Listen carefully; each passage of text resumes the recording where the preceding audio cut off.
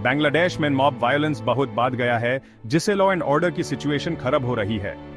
Mob killings से पता चलता है कि लीगल सिस्टम पे लोगों का ट्रस्ट कम हो रहा है। मासूम लोग जिनको क्रिमिनल समझकर मारा जा रहा है, ये बहुत डेंजरस ट्रेंड है।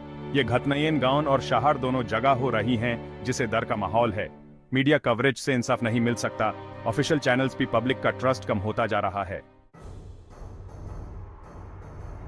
बांग्लादेश के लीगल और जुडिशियल सिस्टम की नाकामी की वजह से लोगों का न्याय प्राप्त करने का विश्वास टूट गया है। इसका नतीजा यह है कि मॉब जस्टिस बढ़ रहा है, जहां लोग अपने हाथ में कानून ले रहे हैं। करप्शन और इनएक्शन ने पब्लिक का कॉन्फिडेंस कम कर दिया है, जिससे लोगों में निराशा और गुस्सा बढ़ रहा है। कोर्ट्स में केसेस की वजह से जस्टिस मिलने में देरी होती है और ये बैकलॉग दिन ब दिन बढ़ता जा रहा है।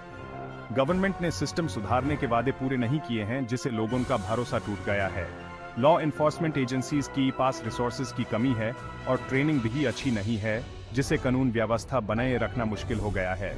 इस इनएक्शन से लॉलेसनेस बढ़ती जा रही है और सड़कों पर हिंसा और तोड़-फोड़ आम बात हो गई है। लीगल सिस्टम पर ट्रस्ट वापस लाने के लिए जल्द से जल्द सुधार होना चाहिए, ताकि लोगों का न्याय प्राप्त करने का विश्वास वापस आ सके। कुछ ब्रूटल मॉब वायलेंस में यूनिवर्सिटी स्टूडेंट्स भी शामिल हैं। जहांगीरनगर और ढाका यूनिवर्सिटी के इंसिडेंट्स ये दिखाते हैं। ये घटनाएं यूनिवर्सिटीज को प्रोग्रेसिव सोच का अड्डा मानने वाले विचार को चुनौती देती हैं। पॉलिटिकल टाइज वाले स्टूडेंट ऑर्गेनाइजेशंस अक्सर वायलेंस फैलाते हैं। यूनिवर्सिटी एडमिनिस्ट्रेशंस के वायलेंस के खिलाफ सख्त कदम उठाने चाहिए। यूएनही डायलॉग को बढ़ावा देना चाहिए और लॉ एनफोर्समेंट के साथ मिलकर काम करना चाहिए। कैंपसेस में पीस के लिए अग्रेशन के मूल कारणों को समझना बहुत जरूरी है। इंटरिम गवर्नमेंट की और मॉब वायलेंस के खिलाफ कार्यवाही करनी चाहिए, ताकि समाज में शांति और सुरक्षा बनी रहे। यह जरूरी है कि सरकार और कानून प्रवर्तन एजेंसियां मिलकर काम करें, ताकि रूल ऑफ लॉ बहाल हो सके और नागरिकों का विश्वास कानून व्यवस्था में बना रहे। न्यायपालिका को भी अपनी भूमिका निभानी होगी। ट्रांसपेरेंट इन्वेस्टिगेशंस और जल्द से जल्द लीगल एक्शन बहुत जरूरी है, ताकि अपराधियों को सजा मिल सके और पीड़ितों को न्याय। यह प्रक्रिया निष्पक्ष और पारदर्शी होनी चाहिए। लॉ एनफोर्समेंट एजेंसीज के प्रॉपर ट्रेनिंग और रिसोर्सेज की जरूरत है, ताकि वे इफेक्टिवली काम कर सकें। उन्हें आधुनिक उपकरण और तकनीक से लैस करना भी आवश्यक है। स्पेशल यूनिट्स मॉब वायलेंस को रोकने और उससे निपटने पर ध्यान केंद्रित कर सकती है। इन इकाइयों को विशेष प्रशिक्षण और रणनीति की आवश्यकता होती है। केस बैकलॉग्स को कम करने और करप्शन से लड़ने के लिए जुडिशियल रिफॉर्म बहुत जरूरी है। न्यायिक प्रणाली को अधिक प्रभावी और कुशल बनाने के लिए सुधार आवश्यक है। कम्युनिटी लीडर्स पीस को बढ़ावा देने और वायलेंस को रोकने में मदद कर सकते हैं। वे समाज में जागरूकता फैलाने और लोगों को एकजुट करने में महत्वपूर्ण भूमिका निभाते हैं।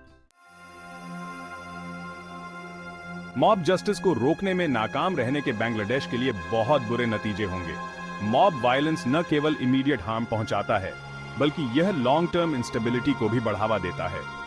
एक न्यायपूर्ण समाज की उम्मीद लॉलेसनेस की वजह से खत्म होती जा रही है। लीगल इंस्टीट्यूशंस कमजोर हो रहे हैं और लोगों का जुडिशियल सिस्टम में विश्वास कम हो रहा है। देश का सोशल फैब्रिक दांव पर लगा है, जिससे लगातार कॉन्फ्लिक्ट भी आ जा रहा है। कम्युनिटी कोहीजन टूट रही है और नेबर्स एक दूसरे के खिलाफ हो रहे हैं।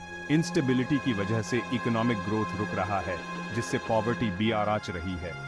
बिजनेसेस बंद हो रहे हैं और अनएम्प्लॉयमेंट बढ़ रहा है, जिससे लोगों की डेली लाइव्स पर गहरा असर पड़ रहा है। एक डेमोक्रेटिक नेशन के रूप में बांग्लादेश की पहचान खतरे में है। पॉलिटिकल अनरेस्ट और सिविल डिसोबीडियंस बढ़ रहे हैं, जिससे नेशनल यूनिटी कमजोर हो रही है। रूल ऑफ लॉ में विश्वास बहाल करने के लिए अभी डिसाइसिव एक्शन लेने की जरूरत है। इफेक्टिव गवर्नेंस और कम्युनिटी एंगेजमेंट से ही हम एक स्टेबल और प्रॉस्परस फ्यूचर की ओर बढ़ सकते हैं।